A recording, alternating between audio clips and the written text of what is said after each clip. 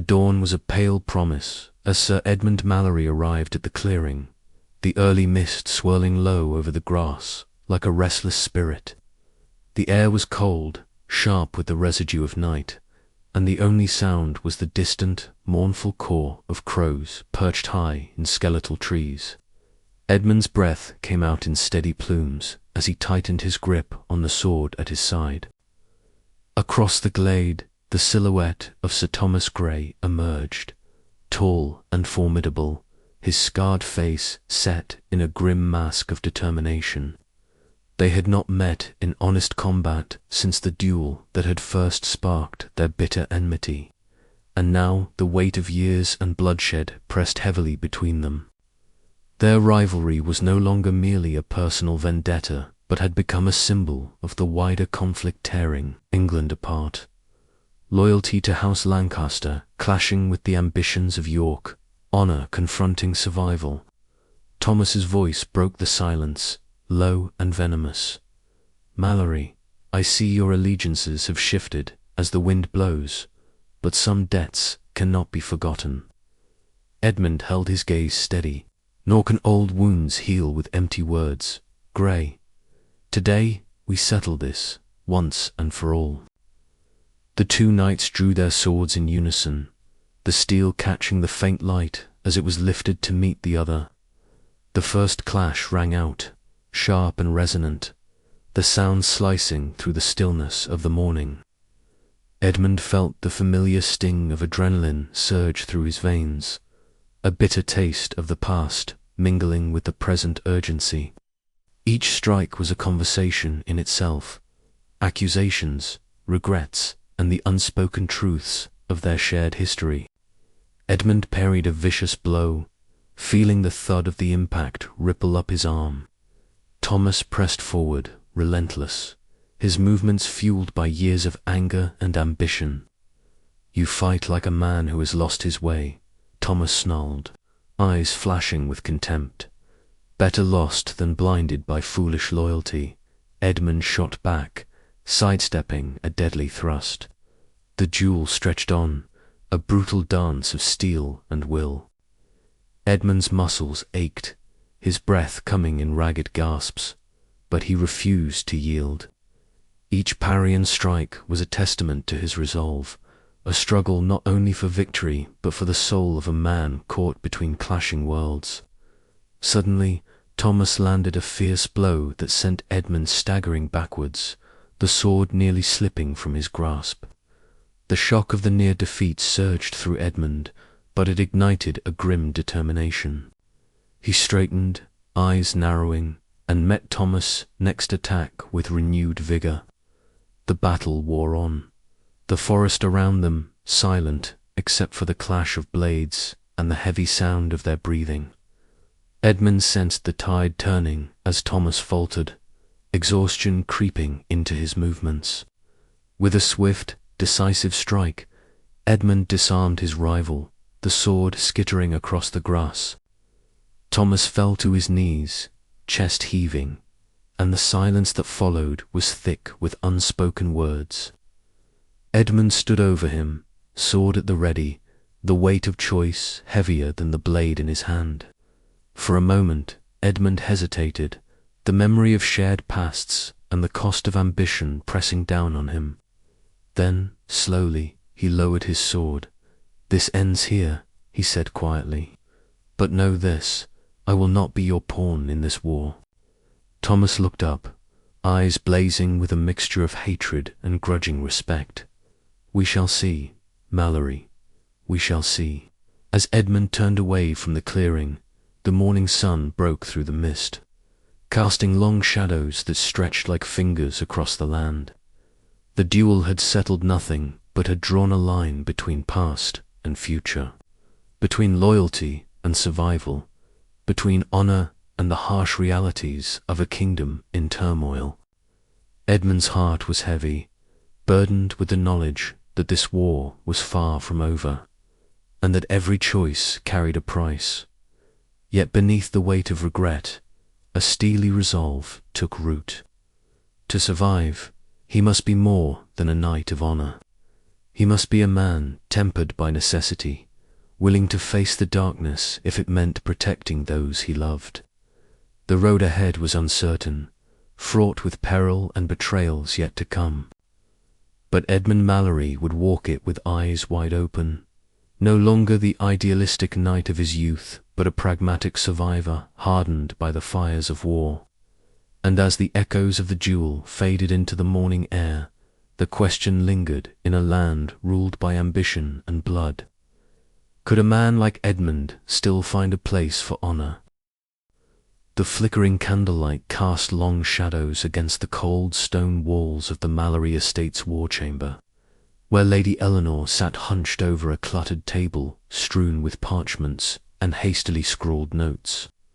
Her fingers trembled slightly, not from fear but from the mounting urgency that gripped her heart. The intercepted letters lay before her, their cryptic seals broken, revealing a web of deceit woven by enemies cloaked in false loyalty. She traced the inked words with sharp eyes, each line a thread connecting to a darker plot aiming to bring ruin upon her husband, Sir Edmund Mallory. Outside, the wind howled through the narrow streets of their besieged manor town, carrying with it the distant clamour of restless soldiers and the whispered rumours of rebellion. Eleanor's mind raced as she pieced together the fragments of betrayal. The names mentioned the veiled hints of traitors within their own ranks sent a chill through her. This was no mere rumour. It was a calculated scheme to frame Edmund, to sever him from his allies and leave him vulnerable to the relentless ambition of Lord Richard Devereux. "We must act swiftly," she murmured to herself, her voice steady despite the turmoil within. She knew that to confront this threat openly would be to invite immediate retaliation, yet inaction would be their downfall. Her political acumen, honed through years of navigating the treacherous waters of court intrigue, now became their greatest weapon. Meanwhile, Sir Edmund stood in the shadowed courtyard just beyond the hall, his stature resolute but his eyes clouded with the weight of suspicion. The air was thick with the scent of damp earth and cold iron, the remnants of a recent rain mingling with the faintest trace of burning wood from a distant hearth. Across from him, Sir Thomas Grey emerged from the darkness, his scarred face set in a grim expression that mirrored Edmund's own inner conflict. "You have no proof, Grey," Edmund said quietly, his voice carrying the steady timbre of a man accustomed to command, yet tinged with weary caution. "And yet you press these accusations as if they were truth. Why?" Sir Thomas's eyes glinted in the gloom, a mixture of contempt and ambition fueling his words.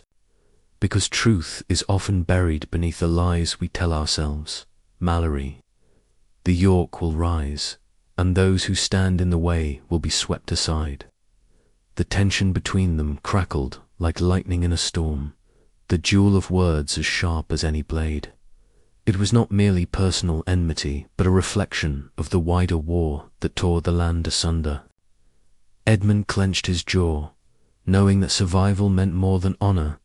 Now it meant cunning, alliances, and the willingness to walk through shadows where light dared not reach, far from the Mallory estate, within the smoke-laden chamber of Yorkist power. Lord Richard Devereux sat upon a heavy oaken chair, his posture rigid, eyes cold and calculating. Around him, his retainers whispered and schemed, their voices hushed but brimming with the venom of political ambition. Devereux's gaze swept the room, measuring each man and woman, each potential tool or threat. "The time grows short," he intoned, voice low but commanding. "Mallory's influence must be broken. Let the traitors within his circle be unmasked and crushed. We will tighten the noose until he has no refuge left." His words were like a blade, sharp and merciless. The court responded with nods and murmured affirmations, a dark tide of conspiracy swelling beneath the surface of civil war. Devereux's resolve embodied the corrupting hunger for power that had claimed so many souls before. Back in the Mallory household, the firelight flickered softly in the great hall where Lady Eleanor and Edmund met in quiet conference. The room was thick with the scent of burning oak and aged leather, a stark contrast to the storm brewing beyond their walls. Their voices were low, weaving plans and counterplans with the intimacy born of shared trials.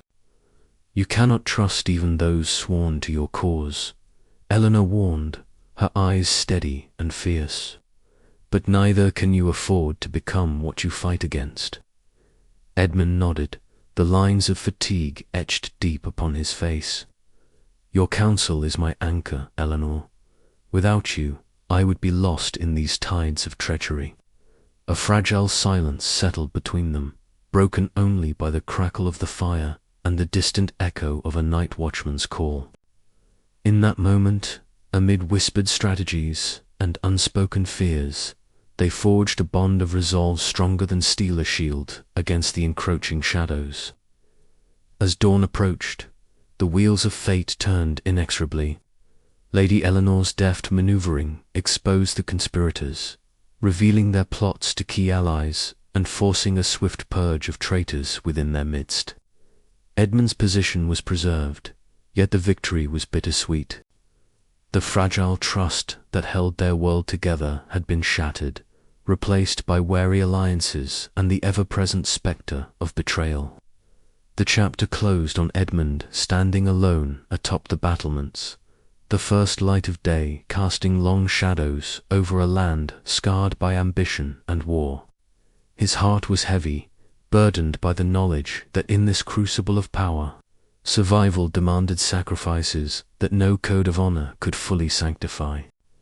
In the shadows, he whispered to the wind, "We must learn to walk, or be consumed by the flames of deceit." And with that, the game continued relentless, unforgiving, and deadly. The cold dawn seeped through the narrow windows of the war room, casting long fingers of pale light that barely illuminated the battered wooden table strewn with maps, sketches, and hastily scribbled notes. Sir Edmund Mallory stood over the table, his keen eyes scanning the intricate lines that marked roads, rivers, and enemy encampments. Beside him, Captain Robert Hale traced a finger along a winding path leading through the dense woodlands to the east. "The convoy moves at first light," Hale murmured, his voice low but steady. "If we strike before they reach the ford, we can cut off their supplies and force a retreat." Edmund nodded, the weight of the plan settling firmly on his shoulders. Every detail mattered: the timing, the terrain, the loyalty of the men who would follow him into the fray. The stakes were higher than ever. The fragile balance of power in this fractured land could tip with a single victory or defeat. Lady Eleanor's soft footsteps approached, her presence a quiet bomb amid the brewing storm. She glanced at the maps, her eyes sharp with understanding. "A daring raid," she said, "but the risk are your men ready?" He met her gaze, the flicker of candlelight catching the guarded resolve in his expression. "They must be," he replied. "We have little choice." As the first light of day broke, cloaking the world in shades of grey, Edmund led his men through the tangled forest, the air thick with the scent of damp earth and pine. The horses moved silently, their hooves muffled by the thick carpet of fallen leaves. Every shadow seemed alive with danger, every rustle a potential threat. The convoy appeared just as the sun crested the horizon, a small cluster of wagons, guarded by weary soldiers, unaware of the fate closing in upon them. Edmund signalled, and the attack erupted with sudden ferocity. Steel clashed against steel, men shouted battle cries, and the forest echoed with the chaos of combat. In the heart of the fray, Edmund fought with a grim determination, his sword flashing as he defended a wounded comrade. Yet the victory was marred by the grievous injury of Captain Hale, who collapsed, blood darkening his tunic. Edmund caught his friend's gaze, a silent promise passing between them. This war demanded sacrifices no man wished to make. The aftermath was a tangle of triumph and loss. Supplies seized, enemy morale shattered, yet the cost weighed heavily. Lady Eleanor tended to Edmund's wounds that evening, her touch gentle but her eyes shadowed with worry. "You cannot bear this burden alone," she whispered. Edmund's mind raced with the shifting alliances and betrayals that marked their world. The lines between friend and foe blurred. Loyalty was a fragile thread stretched thin. Meanwhile, in the cold halls of Yorkist power, Lord Richard Devereux received the news with a cold fury that tightened his jaw. His gaze fell upon Sir Thomas Grey, whose scarred face reflected the burning desire for vengeance that now consumed him. "They will pay dearly for this," Devereux declared, his voice a razor's edge. "Prepare the men. We will show them that ambition unchecked is a peril they cannot withstand."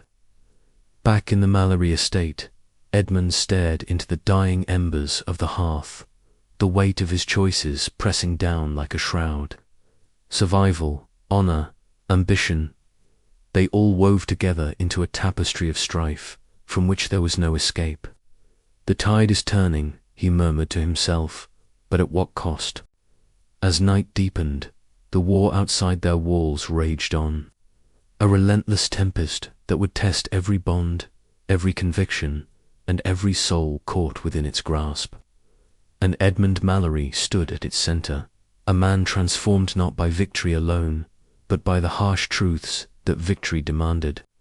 The turning tide was here. The question remained, how far would he go to ride its currents, and what would be left of him when the waters receded? The war was no longer a distant storm. It was a tempest within, and Edmund had only just begun to navigate its ruthless depths. The chamber was thick with the scent of burning wax and damp stone. Lord Richard Devereux stood motionless, his eyes sharp and cold beneath heavy brows as he surveyed the sprawling map before him. Markers in deep crimson and sable ink dotted the parchment. Each symbol a fragment of a larger design, a design to seize complete control over the fractured Yorkist forces and crush the remnants of Lancaster opposition. Around him, his closest counsellors whispered urgently, their voices low and tense. Richard's gaze flicked up briefly, his voice a low rasp that cut through the murmurs. No hesitation now. The time for mercy passed with the fall of Tewkesbury. Power demands sacrifices, and loyalty alone will not secure the crown. He tapped a marker on the map, indicating a loyal Yorkist house whose allegiance had begun to waver. The cost of bringing them to heel, Richard knew, would be steep. But the thirst for power was a fire that demanded fuel, and he would not be denied. Far from the cold strategy of York's stronghold in the Mallory estate, Lady Eleanor paced the dimly lit chamber.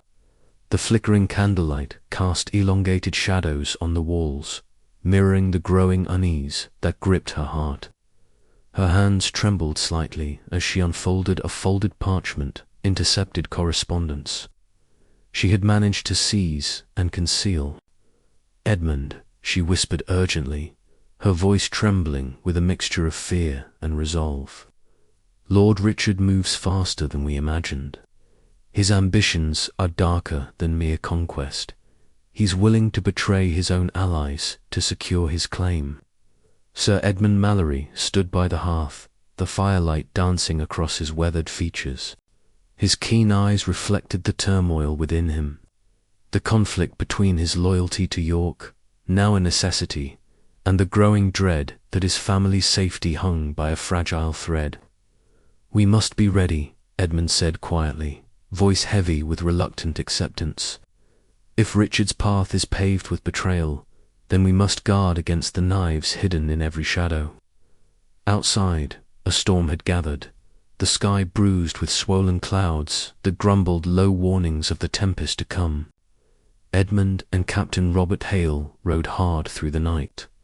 their horses' hooves churning the muddy earth beneath a relentless downpour. Thunder cracked like cannon fire, and sheets of rain blurred the outlines of the dense woods that closed in around them. Faster, Robert Edmund urged, his breath ragged, muscles straining against the saddle. If we're too late, all will be lost. The urgency of their mission hammered in their chests. A betrayal had been uncovered, a planned ambush orchestrated by those who once wore the Yorkist livery in good faith. The Mallory estate, their home, and all they held dear were now targets in a deadly game of ambition and power.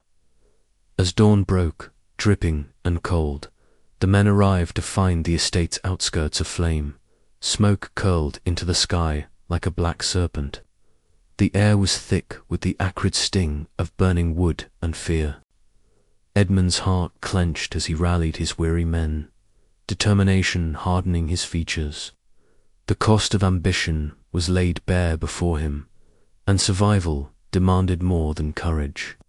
It demanded sacrifice. Amid the ruins, a shadow loomed. Sir Thomas Grey emerged from the haze, his scarred face set in a grim expression.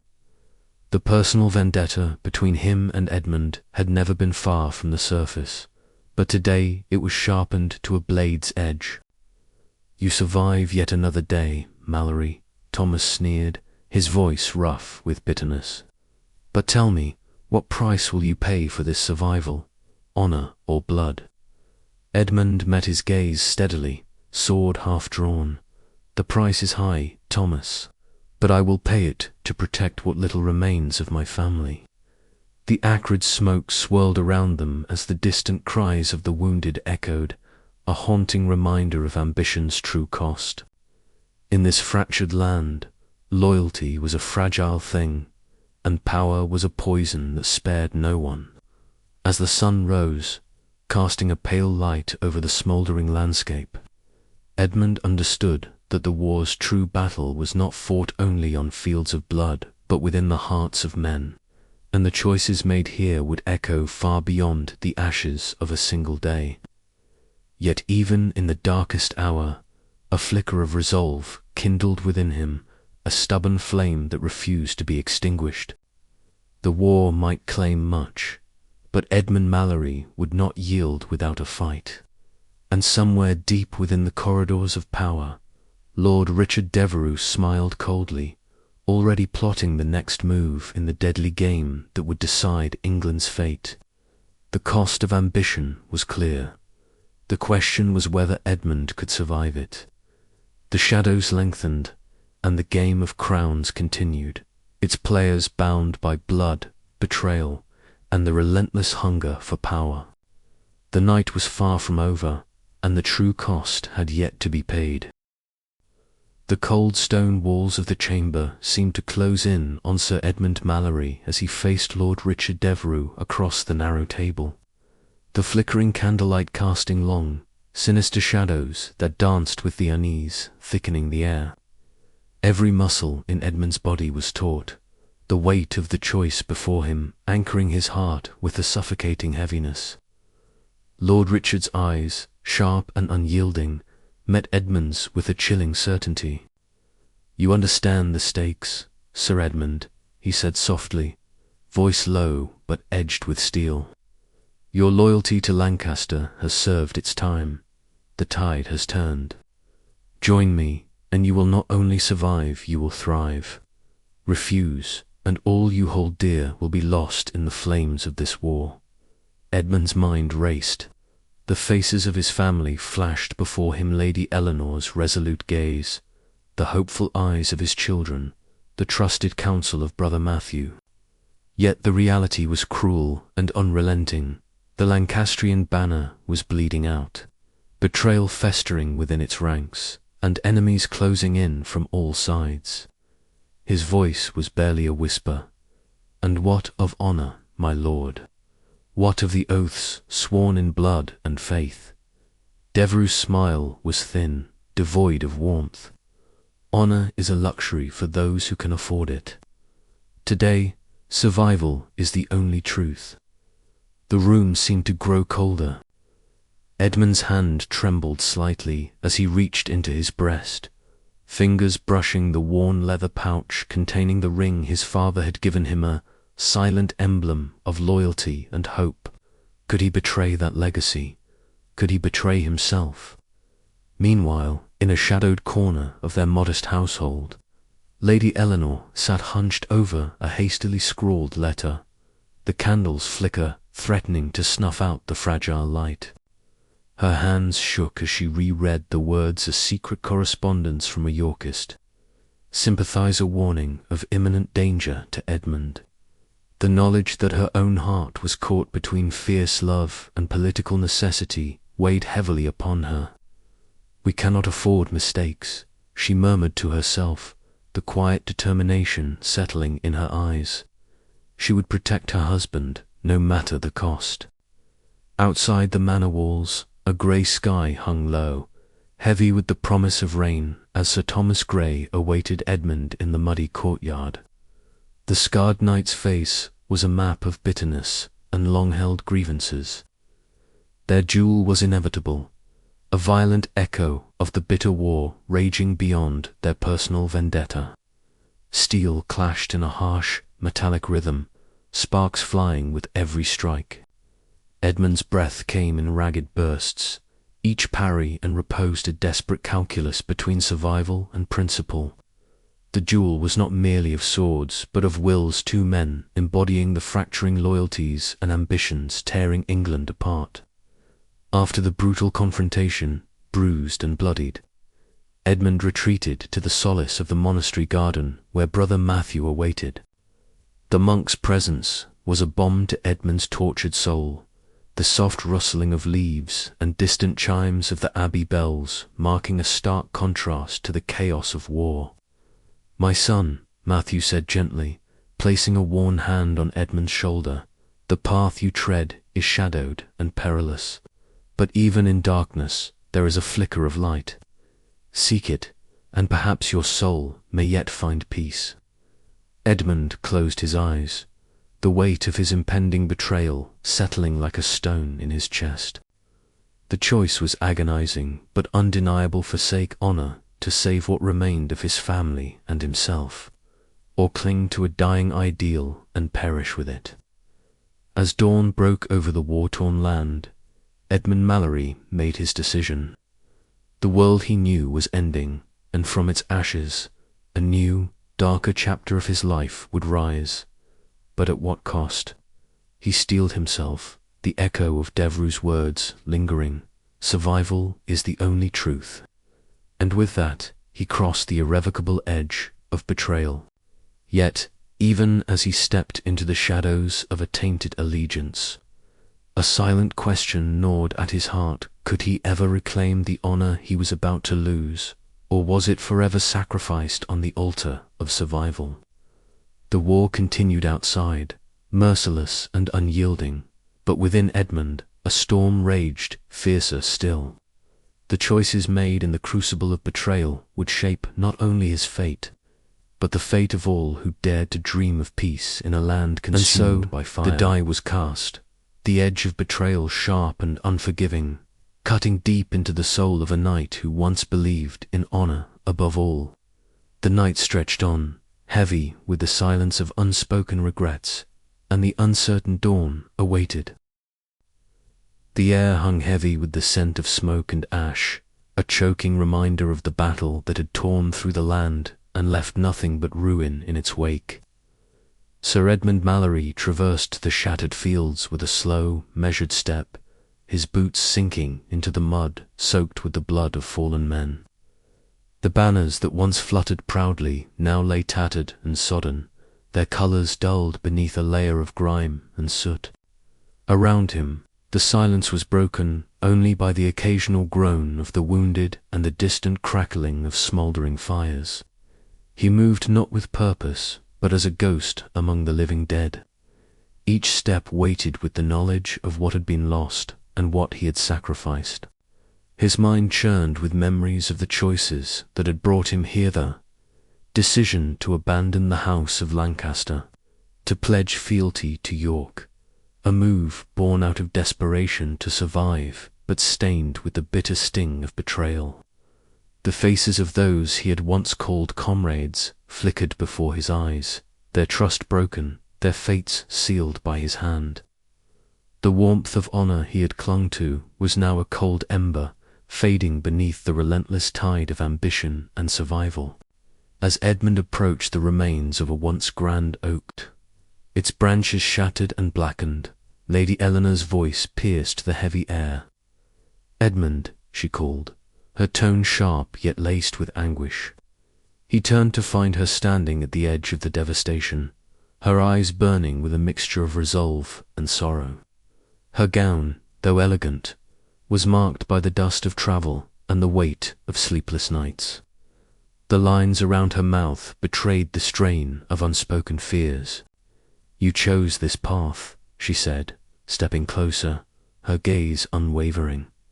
"You crossed a line that may never be undone. What future do you see for us, for our children, when the trust of friends and kin lies in ashes?"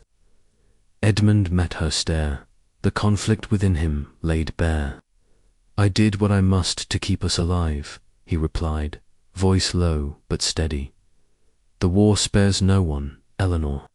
To hold to honor in times like these is to invite death."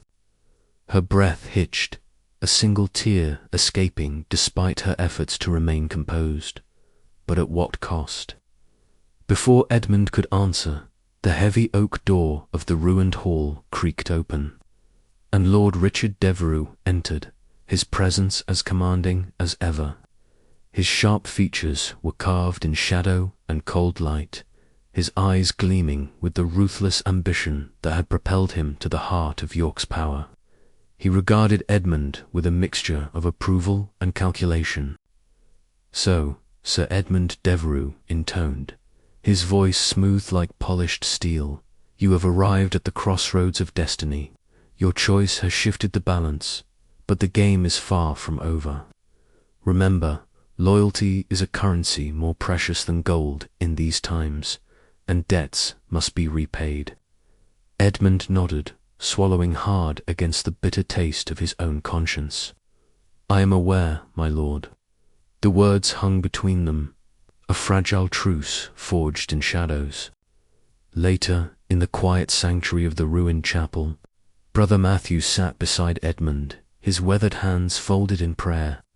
The flicker of candlelight cast dancing shadows on the stone walls, lending an air of solemnity and calm amid the chaos. "Peace is not found in the absence of conflict, Edmund," the monk murmured, his voice gentle but firm. "It is born in the acceptance of our faults and the courage to seek forgiveness, however distant it may seem." Edmund gazed down at his clasped hands, the knuckles white with tension. "I fear there is no forgiveness for what I have done," he confessed. "Only the cold judgment of history and the whispers of those I once called friends." Brother Matthew placed a comforting hand on his shoulder. "The path ahead is uncertain, but it is not without hope. The ashes of the crown may yet give rise to new beginnings, if one dares to believe." Outside, the wind stirred the remnants of the battlefield, carrying with it the echoes of lost dreams and shattered loyalties. Edmund rose slowly, a faint resolve settling into his weary bones. The war had changed him irrevocably, but within the ruin lay the fragile seed of survival. He would have to live with the consequences of his choice. But in the quiet moments that followed, a question stirred within him, a question that would shape what remained of his days. Could a man forged in betrayal find redemption in a land scorched by ambition? The road ahead was uncertain, fraught with peril, but Edmund Mallory was no stranger to hardship. As the first light of dawn pierced the smoke-darkened sky, he steeled himself to face whatever fate awaited. The ashes of the crown lay cold and broken, but from them, perhaps, a new hope might kindle. Yet, even as hope flickered, the shadows of the past lingered close. and Edmund knew that the legacy of his choices would haunt him long after the battles ceased. The war was not merely fought on fields stained with blood, but in hearts burdened with regret and the unyielding thirst for power. And so, amid the stillness of a land weary from conflict, the story of Sir Edmund Mallory continued, marked by loss, shaped by ambition, and forever bound to the fragile, fleeting crown that so many had died to claim.